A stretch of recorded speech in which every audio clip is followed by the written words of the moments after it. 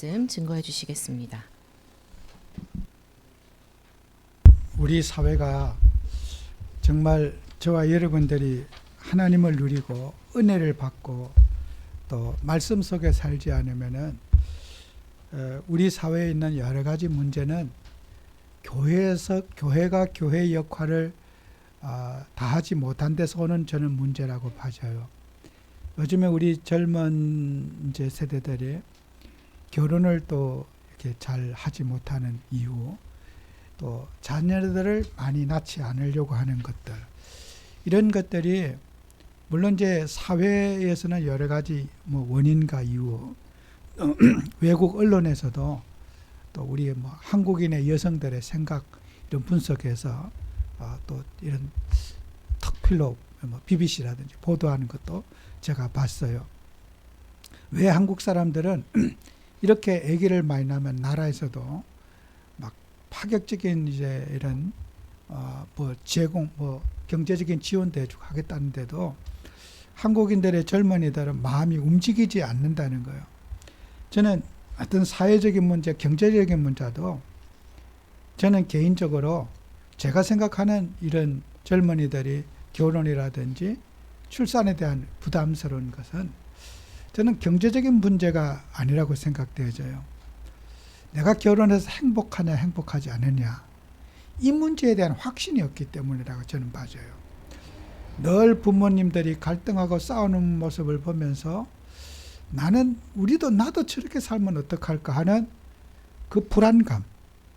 그래서 그 단편적인 예가 요즘에 우리 젊은 남녀들이 MBTI라고 하는 심리 분석, 이걸 거의 대부분 다 한다고 그래요. 직장 내에 들어갈 때도 하고 젊은 남녀들이 만나서 각자의 꾸며진 그런 성품보다는 저 사람의 본 성품은 어떤 성품인가, 그래 이제 우리 정부 기관에서 하는 그런 공식적인 자료 가지고 성품 진단을 하고 성격 진단을 해서 우리 부모님처럼 저렇게 싸움하고 피 터지게 갈등하며 살고 싶지는 않다.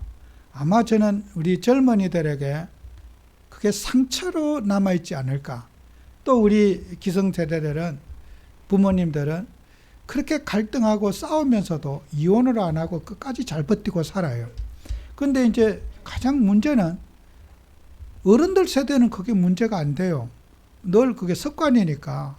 우리 조상들도 그렇게 했고 그러니까 안 되는데, 우리 자녀들 세대들은 상처를 어마어마하게 받는 거예요. 나는 우리 엄마 아버지처럼 살면 안 된다. 그럴 바에는 차라리 결혼을 안 하는 것이 낫겠다. 대부분 우리 젊은 세대들이 보이지 않는 마음의 상처를 많이 안고 살고 있다는 거예요. 그건 내색할 수 없는 그런 가정에 대한 불안, 나는 정말 행복한 가정을 살 수 있을까 하는 불안감이 우리 자녀들에게 뿌리내려 있단 말이에요. 그래서 우리는 하나님 믿는 우리에게 이런 본질적인 문제를 해결하지 않고 젊은이들이 결혼을 즐거워하고 자식 낳아서 고생하고 갈등하고 그런 부담, 돈을 아무리 많이 줘도 자식 낳는다고 해서 얼마나 많이 준다 해도 저는 젊은이들의 마음을 움직일 수 없다고 생각해줘요. 여러분이 행복하고 정말 가정과 서로의 식구들이 사랑하면요, 나도 빨리 결혼하고 싶어, 나도 저 사랑스러운 자식을 낳고 싶어 하는 그런 행복한 모습을 보이지 않고서는 저는 우리 이 사회가 결혼에 대한 젊은이들이 앞장서서 나설 이유가 저는 없다고 봐져요. 제가 신앙인으로서 제가 지금까지 가정과 또 이 사역에서 보면서 제가 느낀 해결책은 뭐냐? 교회가 이것을 해결하지 않고는 해결할 수 없다. 여러분과 저는 이것은 우리 사회 문제가 아니라 교회 문제다. 교회가 참된 치유를 받고 교회가 은혜롭게 살고 여러분의 행복을 찾아야지 이 사회가 지금 안고 있는 문제들을 저는 해결할 수 있다고 봐져요. 이건 교회 책임이라는 거예요. 사회 책임이 아니고 대통령 책임도 아니고. 우리 사회가 저출산 문제를 고민하지만은 이런 부분들은 전 세계에서 우리나라가 이렇게 자녀를 낳지 않는 국가가 되었단 말이에요. 그 우리 사회 앞으로 미래가 어떻게 될 건가 하는 거예요. 모두가 이게 정말 가보지 않은 그런 미래에 대한 불안. 이거 어떻게 하냐. 그래서 우리 민족이 우리 가정이 치유되고 가정이 회복되는 것이 이 나라를 살리는 것이고 우리 미래 살리는 겁니다. 여러분이 무심코 습관적으로 갈등하고 부부간에 반목하는 그것이 얼마나 가정에 독약이 되고 우리 자녀들에게 얼마나 큰 상처가 된다는 것을 여러분은 영적 생활 해보시면 알 거예요. 자녀들의 마음에 피멍이 들고 있다는 거 알아야 돼요. 늘 습관적으로 살았기 때문에 본인들은 못 느껴요. 정말 우리가 이런 가정에 대한 불화, 가정에 대한 갈등, 이것은 우리 교회가, 정말 우리 기독교가 반드시 회복돼야 될 숙제라고 저는 봐줘요. 그래서 이스라엘 백성들이 출애굽을 해가지고 광야 생활하면서 하나님께서 이스라엘 백성들을 광야로 인도했어요. 광야로 인도했는데 이 사람들의 갈등 문제가 너무 많아. 그래서 하나님께서 신명기 6장 4절에서 6절에 보면은 하나님이 이스라엘 백성들에게 뭐라고 말씀하시냐면요. 이랬습니다. 너는 마음을 다하고 뜻을 다하고 힘을 다하여 내 하나님 여호와를 사랑하라. 주님이 그렇게 말씀하셔요. 우리가 이스라엘 백성들이 무질서하게 살고 윤리를 지키라, 너희들이 인내하라, 이런 말을 좀 해줘야 될 거 아니에요? 서로를 존중하라, 인간관계 잘하라, 부모님에게 한관계 잘하라, 이렇게 질서를, 이런 말을, 인간에게 유익한 말을 하나님이 해 주셔야 되지 않아요? 사람 편에서 봤을 때. 근데 하나님은 사람이 가지고 있는 그 관심사에 얘기하지 않고 동떨어진 말씀을 하시는 거예요. 너는 힘을 다하고 마음을 다하고 뜻을 다하여 여호와를 사랑하라 그러는 거예요. 세상에 갈등되는 그 문제, 그것은 인간이 관심 있는 가정의 화목, 우리의 연합, 우리의 가정의 모든 그런 것들의 행복보다는 하나님을 사랑하라. 그리고 또 말씀하시기를 너는 내 자녀들을 가르치라. 집에 있을 때든지 앉아 있을 때든지 누울 때든지 일어날 때든지 길을 갈 때든지 어떻게 해요? 말씀을 가르치라 그래요. 그 다음에 자녀들에게 그렇게 가르치고 그 다음에 너는 손목에 내 말씀을 새기고, 여러분 손은 뭐예요? 일할 때도 하나님 말씀 중심으로 살아라는 거예요. 그리고 미간에 말씀에 붙이라. 이마에 생각하고 판단할 때 하나님 말씀 중심으로 판단하고 생각해라. 이것이 신명기 6장 4절에서 6절에 준 하나님 말씀이에요. 그럴 때 가정이 회복되고 자녀들과의 관계, 이거 회복될 거다. 여러분, 우리 사회가 문제된 게 이게 문제가 아니에요. 성경은 우리에게 멀리 있는 어떤 목표를 가지고 살기를 원치 않고 가장 가까이 있는 내 자녀들에게 말씀을 가르치고, 자녀에게만 가르친 게 아니라 너 자신이 말씀 중심으로 살아가라. 신명기 6장 4절 6절에는 두 가지래요. 자녀에게 가르치고 너 자신이 해야 될 것, 손목에 메고 이마에 메라는 거예요. 미간에. 이 두 가지를 통해서 어떻게 해요? 이스라엘 백성들의 모든 무질서 갈등을 해결할 수 있다. 이것만 붙잡고 살아가면은 이스라엘 백성들의 갈등은 없다. 너희들이 고민하는 문제는 없다. 하나님이 답을 이스라엘 백성들에게 주시는 거란 말이에요. 오늘 살아가는 우리에게도 마찬가지예요. 교회를 다니는 우리 성도님들이 사람을 좋아하는 것은, 여러분이 목사님을 좋아하고 제가 여러분을 좋아하는 것은 그건 지극히 정상적인 거예요. 그런데 그 좋아하는데 선을 넘지 말아라는 거예요. 그래서 사람은 좋아한다, 그것은 뭐예요? 성향이 공감될 수 있기 때문에 좋아하는 거란 말이에요. 사랑합니다, 그 말은 뭐예요? 내가 당신의 생각과 나의 생각이 공감이 되기 때문에 당신을 좋아한다, 그러는 거란 말이에요. 반대로 공감이 되지 않으면 나 당신 싫어요, 이러는 거예요. 그러면 사랑이라고 하는 것이 뭐냐는 정의를 우리 인간편에서 한다면은 사랑은 공감이에요. 공감되면 좋아하고 공감 안 되면 싫어요. 사랑을 정의한다면 저는 그렇게 정의할 수 있을 것 같아요. 공감이 되면 좋아, 공감이 안 되면 싫어요. 그러면은 사람은 저마다 자기 성향에 따라서 좋아하는 것이 있고 싫어하는 것이 있어요. 그러면은 우리가 남녀가 결혼을 하거나 사회생활할 때 상대방이 뭘 좋아하는가, 어떤 성향을 가지느냐를 파악을 해야지 우리가 서로 연합될 수 있고 한마음 한뜻이 될 수 있다는 거예요. 그러니까 사람의 성향은요, 바뀌지 않아요. 하나님이 만드신 성품이기 때문에 사람의 성향은 바뀌지 않아요. 그러면 남녀가 결혼을 하고 젊은이 살아가요? 꾸며진 성향과 내면적 성향이 다른 거예요. 예절적으로 보여주는 성향과 살면서 느끼는 성향이 달라져요. 그래서 이혼을 왜 해요?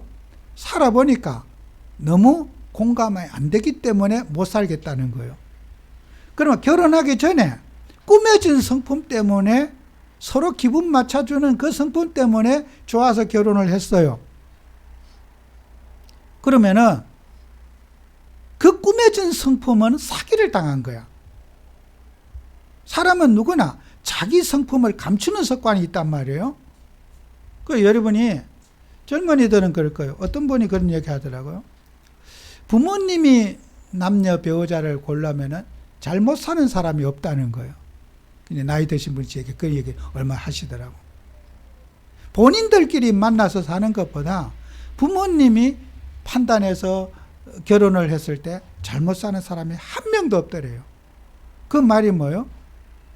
살아본 경험으로 성품 분석이, 꾸며진 성품에 우리가 살아보면은, 살다 보면요, 자기 성품을 감출 수가 없어요. 그래서 성품끼리 부딪혀서 못 살겠다는 말이 나오는 거예요. 그래서 또 연애도 또 오래 하게 되면 어떻게 돼요? 막 사귀는 것도 성품이 드러나서 연애를 오래 해서 또 결혼이 또 실패해. 나 저런 사람하고 못 살아, 이해를 못해서. 꾸며질 때 조금 서로 감추면서 적당하게 결혼할 수 있는데 오래 연애를 하잖아요. 결혼하기 어려워요. 그러니까 이게요, 사람이요, 성품을 서로 이해하고 성품을 존중한다는 것은, 이거는요, 노력은 하되 쉽지 않다. 그럼 우리 성도님들이 교회를 다녀요. 내가 좋아한다, 싫어한다는 뭐예요? 자기 성품이야. 그 사람이 나는 싫어하기, 저 사람 나빠가 아니라 내가 싫어하는 사람이 있을 수도 있고 좋아하는 사람이 있을 수도 있는 거예요. 그것은 개인마다 다 차이가 있단 말이에요. 여러분 나라에 보세요. 지금 여론조사 하잖아요. 나는 이런 생각을 갖고 있는데 항상 보면은 보수와 진보가 거의 반반이야. 그러면 보수 쪽에 있는 사람은 진보 쪽에 있는 사람을 서로 안 좋게 생각하고 그래요. 그런데 그게 우리나라 국민의 절반이 그래요. 항상 그 여론조사에 보면은 내가 생각보다 절반의 생각이 상대방이 있다는 거예요. 나와 같이 다른 사람이 대한민국의 절반이 있다는 거예요. 딱 갈라보면. 그러니까 그것은 현실에 실제 있는 문제잖아요. 여러분이 이런 우리 교회 안에 갈등이라고 하는 그 단어는 좋은 단어가 아니에요. 사용 안 했으면 좋겠어요. 설교를 하다 보면은 이렇게 안 좋은 표현을 해요. 갈등, 문제 이런 얘기를 하면요, 갈등이 생각나고 문제가 생각나. 이건 말하면 안 되는 말인데 설교를 하다 보면은 성도님들의 마음에 힘든 생각을 하게 하는, 사고를 하게 하는 은혜를 표현하게 돼요. 이해를 시키다 보면. 갈등이 없다가도 갈등 얘기하면 갈등이 생각나. 문제가 없다가도 문제 얘기하면 문제가 싹 생각나. 그게 마귀가 좋아하는 언어거든요. 여러분이 갈등이 없는 사람 없고 문제가 없는 사람 없어요.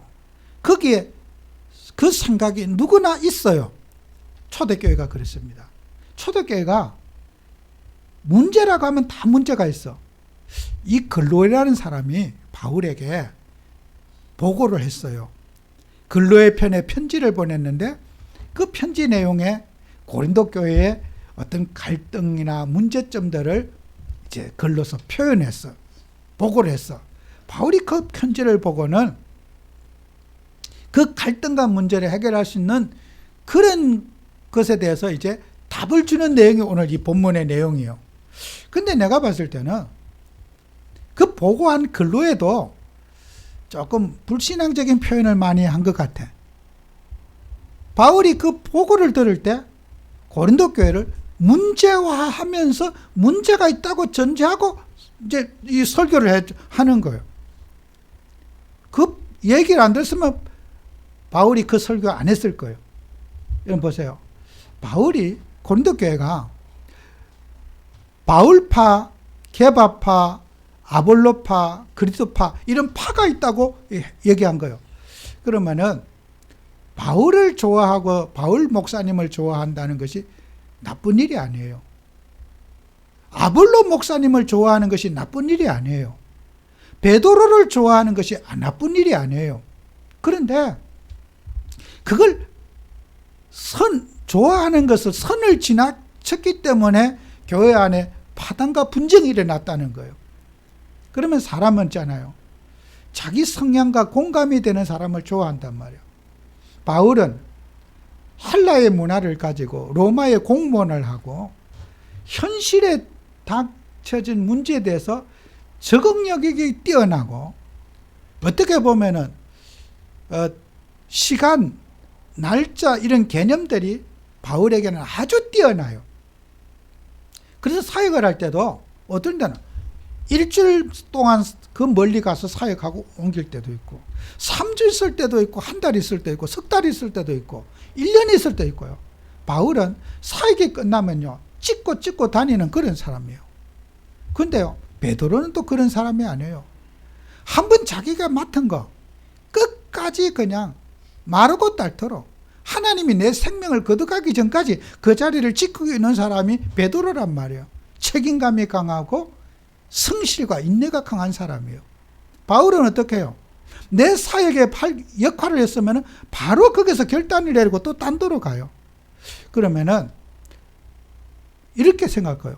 야, 바울은 베드로를 좋아하는 사람 입장에서 봤을 때는 바울은 완전히 저거는 바람둥이처럼 맨날 찍고 막 서울 찍고 부산 찍고 막 광주 찍고 목포 찍고 돌아다니는 사람이다.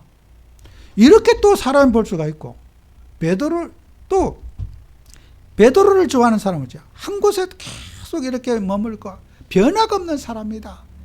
10년 전이나 지금이나 50년 전이나 지금이나 똑같은 사람이다. 변화가 없다고 사람들이 베드로를 보고 불평할 수가 있을 거예요. 그분을 좋아하는 사람도 있지만은 저 불평불만에 쌓여서 우리 목사님은 양복도 고작 옛날이나 지금이나 맨날 그게 변화가 없다. 이런 변화를 싫어하는 변화를 좀 좋아하는 사람은 변화를 싫어하는 이제 변화에 무뎌져 있는 사람을 싫어하겠죠, 그죠? 성향. 또 아볼로 목사는 어떤 사람이냐? 성경에 능통하고 말씀을 잘 가르치는 사람이에요. 우리 사회도 마찬가지요. 성경 공부하자. 정말 말씀을 잘 가르치는 분들이 있어요. 그런 부분에 충족 있는 사람. 어떤 분은 믿습니까? 믿습니다. 이런데도 또 교인들이 많은 사람 많아요. 단순하게. 왜요? 그게 좋거든요. 그런 사람에게 말씀을 천천히 가르치면요. 숨이 막혀 죽을 것만 같대요. 그냥 믿습니다. 아멘 하고 이러면 할렐루야 이러면 막 기분이 너무 좋은데 성경을 천하게 가르치면요. 속이 답답해서 막 우라통이 나서 제가 그런 성경 우라통이 나서 죽을 것만 같대요. 숨을 못 쉴 것만 같다는 거예요. 그 말씀을 가르치는 게 은혜가 되고 좋은 사람이 있는가 하면은 막 확 억압하는 것만 같은 느낌을 받는 사람이 있다는 거예요. 그러면 사람이 어떻게 해요? 자기 성향에 좋아하는 목사님, 자기가 좋아하는 사람을 따르는 것이 그게 나쁜 건 아니잖아요. 또 이 마지막에 그리스도파는 어떤 파입니까? 그리스도파는 자기 자존감이 강한 사람이에요. 같이 혼자서는 잘하지만 함께 하는 것을 싫어하는 거예요. 또 교회의 간섭, 어떤 간섭, 내 혼자 잘할 수 있는데 왜 간섭하느냐? 이게 그리스도파란 말이에요. 이 그리스도파는 어떻게 해요? 공동체 생활을 힘들어해요. 혼자서는 열심히 잘해. 같이 하자 그러면 못해. 이런 사람들이 많아요. 나는 하나님께 직접 기도해서 응답받고 가면 되지. 성령님도 받고 가면 되지.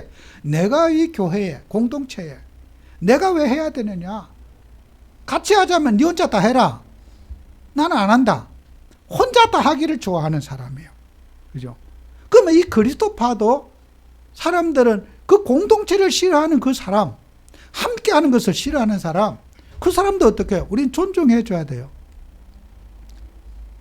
우리 단체에는 제가 봤을 때는 그리스도파가 많으시는 것 같아요. 그냥 뭐 한마디 하면 그냥 내 혼자는 잘해요. 교회도 같이 함께하고 공동체를 하자 그러면 내 교회만 잘 되면 되지. 다른 교회는 다 무너져도 돼. 이게 그리스도파거든요. 자기이죠. 그래서 우리가 사람은 자기 성향에 따라서 좋아하는 교회가 있고 좋아하는 목사님이 있어요. 그 이 자리에 있는 저 같은 목사는요, 성향이 제가 굉장히 신중 모드로 사는 성향을 가지고 있어요. 그건 제가 태어난 성품이 그래요. 그냥 생각 없이 조금 이렇게 행동파들 보면 불안하고 겁이 나죠. 어떻게 저 감당할 수 있을까? 그래서 우리가 하나님의 일을 하는 우리에게 그런 각자 성향에 대해서 서로를 얘기죠. 아, 저분은 저런 성향을 가진 사람이구나. 같이 부부간에도 그래요. 생각과 말이 동시에 나가는 사람이 있고요. 생각을 한참 해보고 이게 맞나 안 맞나 한참 생각해보고 또 생각하고 말하는 사람이 있어. 이게 부부간에도 살아보면요. 생각과 말을 동시에 말하는 사람도 있어요. 그러면 한참 생각하고 또 생각하고 말하는 사람하고는 어떻게 해요? 갈등이 많아요. 우리가 사람들이 살아가는데 어떤 사람은 또 말해놓고 자기가 무슨 말 다 잊어버려. 그걸 왜 생각하느냐고 또 되돌어. 왜? 그 생각을 고민하고 그 말한 걸 왜 생각하냐는 거예요. 생각이 나는데 또 생각을 어떻게 지워버립니까? 그 사람들이 막 외향적인 건 좋은데 자기가 말을 막 해놓고 이전 까마득하게 잊어버려. 속은 편하겠죠, 그죠? 그 말을 듣는 속상한 사람은 몇 년이 되도록 가슴이 아파 죽겠는데 상대방은 못 느끼고 있단 말이에요. 당신 왜 그래? 왜 그렇게 속이 아파? 이런단 말이에요. 혼자 왜 고생하고 있어? 근데 사람이 그 성향을 이해해서 우리가 교회 안에 각자의 그런 것들을 존중해주고 성향에 맞게 우리가 살아갈 수 있게 인정해주는 거잖아요. 그래서 우리가 하나님 자녀들이 이런 성향에 대해서 초대교회나 지금이나 우리는 어떻게 해요? 신명기 6장 4절 6절을 붙잡고 살아야 돼요. 기준이 있어야 된단 말이에요. 우리가 어떻게 교회를 취하고 사회를 취할 것인가 목표와 방향이 딱 설정되어져 있어야 돼요. 첫 번째가 뭐예요? 성경 말씀이 기준이 아닌 성경 말씀이 기준이 돼야 돼요. 그죠? 여러분이 그러면 성향이 다른 아볼로 목사님, 바울 목사님, 게바 목사님 다 그 전한 설교 다 하나님 말씀이잖아요. 말씀 기준 그러면은 조금 모호해요. 성경 말씀 기준이어야 돼요. 그래서 바울이 오늘 본문에 그런 거예요. 내 이름으로 세례를 줬느냐? 하도 사람이 나를 육신을 보고 따라오는 것 때문에 나는 세례를 두 사람에게만 세례를 줬지 나는 다른 사람에게 세례 주지 않았다. 나는 바울에게 세례 받았다고 쓸데없는 그런 자부심에 빠질까 봐 나는 예수 그리스도의 복음 외에는 다른 것 전하고 싶지 않다. 나를 추종하고 나를 따라오고 내 편에 서서 사람들을 분란일으킬까 봐 나는 그리스도의 복음 외에는 나는 전하지 않았다. 바울은 편지를 쓰면서 이 얘기를 하는 거예요. 그래서 우리는 항상 거요. 성경 말씀을 기준으로 해야지 사람이 전해준 그 말, 하나님의 말씀이지만은 말씀의 기준에서 아닌 것은 어떻게 해요? 따르지 말아야 된다는 거예요. 그 다음에 여러분의 기준이 뭐예요? 우리 예수님의 기준이에요. 예수님, 다 예수님 그잖아? 예수님이 공생의 기간에 마태, 마가, 누가, 요한복음에 예수님이 이럴 때 같으면 어떻게 판단하고 행동했겠는가? 여러분의 삶의 중심에서 항상 예수님이 기준이 돼서 내가 지금 이 상황에 우리 주님이면 어떻게 행동하고 판단했던가? 공생의 기간에 보이신 우리 예수님의 삶을 항상 여러분의 삶에 대입해 보셔야 돼요. 사람하고 비교하거나 타인하고 비교하거나 그런 다른 사람보다 내가 우월하고 잘했다가 아니라 항상 우리 신앙인들의 기준은 예수님이 기준이 돼야 된다. 그래야지 우리는 이 사회 속에서 여러분과 저는 어떤 기준으로가 살아가야 될 것인가 하는 거예요. 그 다음에 여러분은요, 예수님 기준 속에서도 그리스도가 중심이 돼야 되는 거예요. 항상 그리스도가 뭐예요? 왕, 제사장, 선지자. 이 세 분이 우리에게 이루신 이 복음의 삶, 속죄의 교리, 사죄의 축복, 구원의 확식, 기도의 비밀, 성령의 인도하심. 항상 우리는 그리스도 저 사람이 복음적인 기준으로 살아가고 있는지 종교적 기준으로 살아가고 있는지를 판단해야 된다.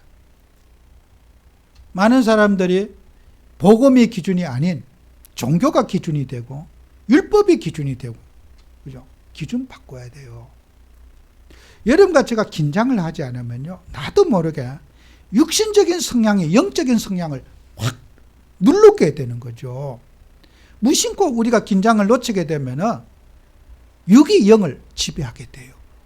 그래서 항상 우리는 영적인 긴장하면서 육이 나를 리더하지 못하도록, 영이 나를 리더하도록 우리는 항상 영적인 긴장을 하고 살아야 돼요. 자칫 여러분 대화하고 하다 보면은 육신적인 논쟁에 빠지고 아무 의미 없고 가치 없는 일에 서로 분쟁을 일으키게 돼요. 가정에서도 그렇고 사회에서도 그래요. 우리 목사님들도 그렇습니다. 무심코 그냥 커피 먹고 대화하다 보면은 대화의 내용이 육신적으로 흘러가요.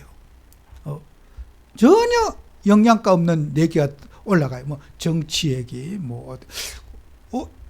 그냥 또 하다 보면은 말을 조금 보태다 보면 사람들이 이게 아무 가치 없는 일에 우도 모르게 의도되지 않게 흘러간단 말이에요.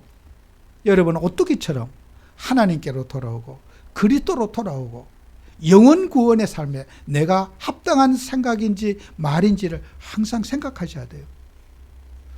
이번에도 저희들 목사님들이 이번 주에도 시차례를 모였는데 식사하고 잠깐 커피를 이렇게 먹고 얘기하는데 어떤 분이 그 영상을 보셨나 봐요. 핸드폰에 어떤 가짜 뉴스를 이렇게 보셨나 봐요. 그 유튜브에 말이야. 그 내용에 대해서는 아는데 조금 엉투당투한 내용이에요. 그래서 어느 목사, 그것은 우리가 이 핸드폰이 알고리즘이 내가 평상시에 늘 그걸 보게 되면은 그게 딱 켜면은 그게 가짜 뉴스 보는 사람은 핸드폰에 가짜 뉴스가 빡빡하게 떠요. 왜냐하면 그 알고리즘이 가짜 뉴스에 있는 알고리즘을 좋아하기 때문에 그걸 한두 번 보게 되면요, 켜면은 그만 자기 핸드폰에는 가짜 뉴스만 도배를 해요. 그걸 보고 듣고 해보세요. 그 머리는 가짜로 막 머리가 도배가 되는 거예요. 그래서 제가 그랬어요. 제가 현장에서 사람이 어떤 말씀하실 때 핸드폰에 어떤 기사가 났다. 나는 그렇게 저분은 항상 저런 거 보고 계시는구나. 내 핸드폰에는 그런 거 하나도 안 뜹니다. 무슨 가짜 뉴스 그런 거 아예 유튜브 안 뜹니다. 제 핸드폰은. 한 번도 본 적이 없어요. 그 나는 핸드폰이 똑같은 핸드폰인데 왜 저런가? 처음에 이해를 못했어.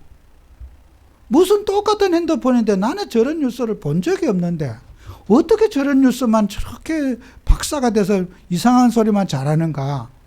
그래서 내가 저분은 삶 속에서 늘 가짜 뉴스를 늘 저런 영상을 보고 계시는구나. 저는 그렇게 판단하는 기준을 삼습니다. 그분의 삶을 진단할 때. 어떤 그는 정치적인 이슈 막 순 가짜만 양산해요. 예전에 있잖아, 뭐 코로나, 막 이상한 뉴스 소문, 불안, 공포, 뭐 백신을 맞으면 뭐 죽는다, 병 걸린다, 뭐 어때, 뭐. 하여튼 오만 때만 뉴스 다 나와. 아니면 말고식이잖아요, 그죠? 그게 다 그 가짜 뉴스가 그렇게 사람을 막 극도로 불안을 가는 거예요. 여러분요, 그런 우리가 사람들이요, 그 불안한 소식 전할 때 그 모든 대화의 흐름을 바꿔야 돼요. 제가 현장 얘기를 멘트한 거예요. 지금 우리 지역에 정말 이 우리 지역의 건물이 1000평이 되는 건물에 한 층을 저 이단들이 다 사용하고 있습니다. 우리 지역에는 교회 다 합친 것보다 저 이단에 지금 교회들이 급증하고 있습니다. 교인들이. 제가 그 가짜뉴스의 포럼에다가 제 얘기를 거기다 끼워 넣는 거예요. 왜요? 전도 생각하고 영적인 걸 생각하고 하나님이 준 사명을 생각해야 되는데 제가 강제로 대화에 안 맞는 얘기를 끼워 넣어버려요. 가짜뉴스에다가. 여러분요, 우리는 무심코 하다 보면은 쓸데없는 포럼하고, 제가 농담 참아 얘기했죠. 지금 그 얘기 성경에 없는 내용입니다. 뭐 먹는 겁니까? 먹지도 못한 얘기 그렇게 오래 해야 됩니까? 제가 농담 삼아. 그렇죠. 성경에 그런 게 있습니까? 성경에 없으면 우리 하지 맙시다. 제가 왜 그렇게 농담 삼아 그렇게 한 줄 압니까? 사람이요, 쓸데없는 포럼 하다 보면은 영적인 걸 다 놓쳐요.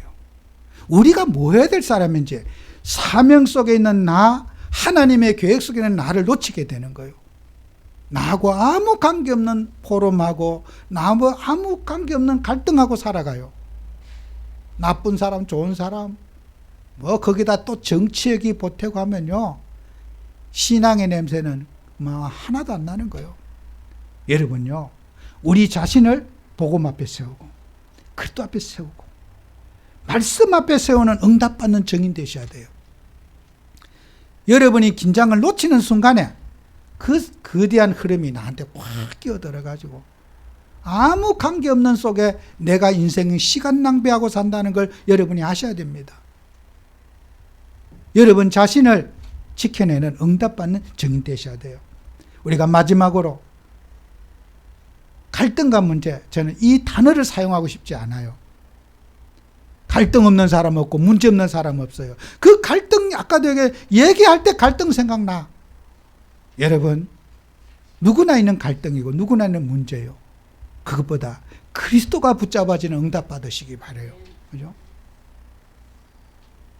여러분의 삶 속에 수많은 사람들이 그 얘기를 하시더라도, 갈등과 문제 얘기하시더라도 여러분은 복음으로 그들의 생각을 잡아주셔야 돼요. 그게 전도입니다. 그래서 우리 하나님 자녀들이 정말 우리는 믿음의 그릇을 잘 준비해야 돼요.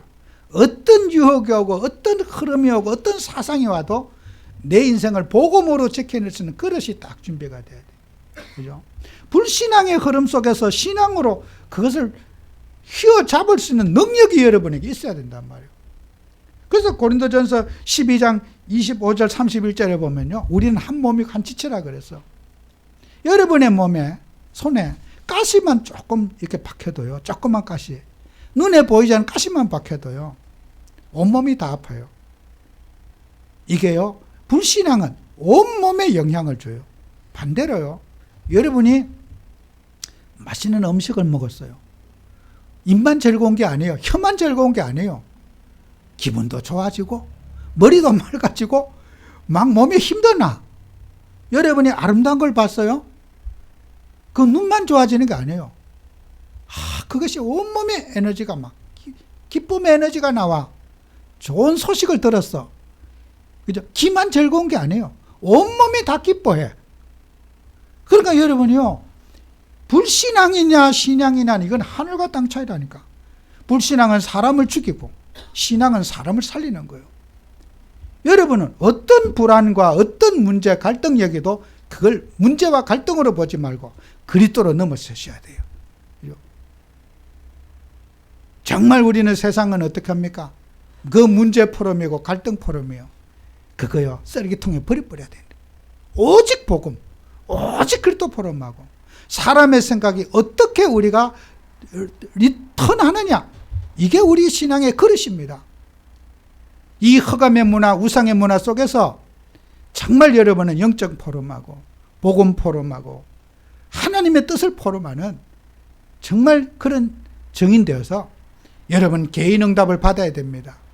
여러분의 가정도 그런 육신의 잡다한 그런 갈등에서 영적인 포럼이 되고, 여러분의 인간관계에서도 정말 하나님을 바라본 포럼 되도록, 불신자를 만나서도 여러분은 세상 것에 그렇게 서로 포럼하는 것이 아니라 영적인 포럼이 되도록 여러분의 그릇이 회복되는 응답받는 한 주가 되시길 바랍니다. 기도합니다. 주님, 정말 우리에게 은혜를 주셔서 기도의 사람으로, 믿음의 사람으로 세상을 변화시키고 또 우리 가정을 치유하며 우리 미래와 후대 세대들에게 행복의 모델로 정인으로 세워지도록 역사해 주시옵소서. 예수님 이름으로 기도합니다. 아멘.